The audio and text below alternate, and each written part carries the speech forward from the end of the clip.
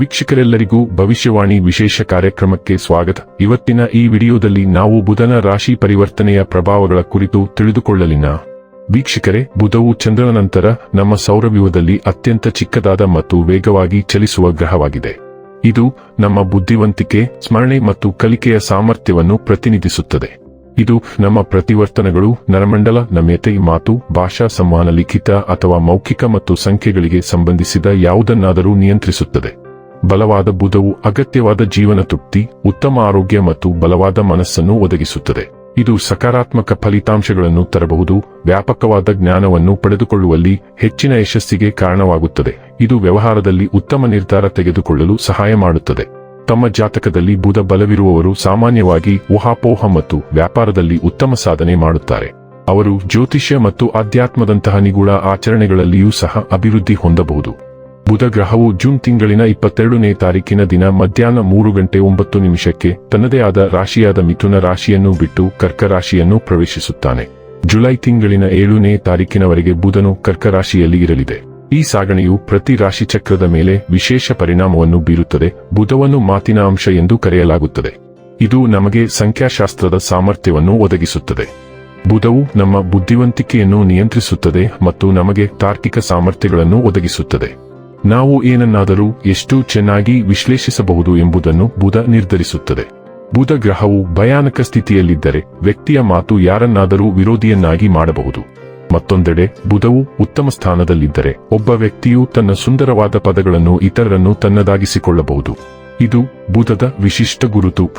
ವೀಕ್ಷಕರೇ, ಬುಧನ ರಾಶಿ ಪರಿವರ್ತನೆಯು ಮೇಷರಾಶಿಯ ಜಾತಕದವರ ಪಾಲಿಗೆ ಹೇಗೆ ಸಾಬೀತಾಗಲಿವೆ? ಯಾವೆಲ್ಲ ಪ್ರಭಾವಗಳು ಇಲ್ಲಿ ನಿಮಗೆ ಲಭಿಸಲಿವೆ ಮತ್ತು ಯಾವ ವಿಷಯವಾಗಿ ಇಲ್ಲಿ ನೀವು ಎಚ್ಚರಿಕೆ ವಹಿಸಬೇಕು ಅನ್ನೋದನ್ನ ನೋಡೋಣ. ಮಾಹಿತಿ ತಿಳಿದುಕೊಳ್ಳುವುದಕ್ಕೂ ಮುನ್ನ ನಮ್ಮ ವಿನಂತಿ ಎಂದರೆ, ನೀವಿನ್ನೂ ನಮ್ಮ ಚಾನೆಲ್ ಸಬ್ಸ್ಕ್ರೈಬ್ ಮಾಡಿಲ್ಲವೆಂದರೆ ದಯವಿಟ್ಟು ಈಗಲೇ ನಮ್ಮ ಚಾನೆಲ್ ಸಬ್ಸ್ಕ್ರೈಬ್ ಮಾಡಿ. ಜೊತೆಗೆ ನಿರಂತರ ವಿಡಿಯೋ ಅಪ್ಡೇಟ್ಸ್ಗಳಿಗಾಗಿ ಪಕ್ಕದ ಬೆಲ್ ಐಕಾನ್ ಕ್ಲಿಕ್ ಮಾಡಿ. ವಂಶ ಪಾರಂಪರ್ಯ ಜ್ಯೋತಿಷ್ಯರು ನಂಬರ್ 1 ವಶೀಕರಣ ಸ್ಪೆಷಲಿಸ್ಟ್. ವೃತ್ತಿ, ಉದ್ಯೋಗ, ಮದುವೆ, ಹಣಕಾಸಿನ ಸಮಸ್ಯೆ, ವ್ಯಾಪಾರ, ಆರೋಗ್ಯ ಸಮಸ್ಯೆಗಳಿಗೆ ಫೋನಿನ ಮೂಲಕ ಪರಿಹಾರ. ಇಂದೇ ಕರೆ ಮಾಡಿ. ವೀಕ್ಷಕರೇ, ಮೇಷರಾಶಿಯವರಿಗೆ ಬುಧನ ಸಂಚಾರವು 4ನೇ ಮನೆಯಲ್ಲಿ ಸಂಭವಿಸುತ್ತದೆ.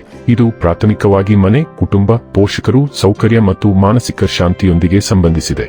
ಈ ಅವಧಿಯಲ್ಲಿ ಮೇಷರಾಶಿಯ ವ್ಯಕ್ತಿಗಳ ಕುಟುಂಬ ಜೀವನವು ಸಾಮಾನ್ಯವಾಗಿ ಆಹ್ಲಾದಕರ ಮತ್ತು ಸಮತೋಲಿತವಾಗಿರುತ್ತದೆ. ಕುಟುಂಬ ಸದಸ್ಯರಲ್ಲಿ ಸಾಮರಸ್ಯ ಮತ್ತು ತಿಳುವಳಿಕೆ ಸುಧಾರಿಸಬಹುದು, ಮನೆಯಲ್ಲಿ ಸಕಾರಾತ್ಮಕ ವಾತಾವರಣವನ್ನು ಸೃಷ್ಟಿಸಬಹುದು. ಆದಾಗ್ಯೂ ಕೆಲವು ಸಂದರ್ಭಗಳಲ್ಲಿ ಬುಧನ ದುರ್ಬಲ ಪ್ರಭಾವದಿಂದಾಗಿ ಪೋಷಕರ ಆರೋಗ್ಯದ ಬಗ್ಗೆ ಕಾಳಜಿಗಳು ಉದ್ಭವಿಸಬಹುದು. ಇದು ಮಾನಸಿಕ ಒತ್ತಡಕ್ಕೆ ಕಾರಣವಾಗಬಹುದು.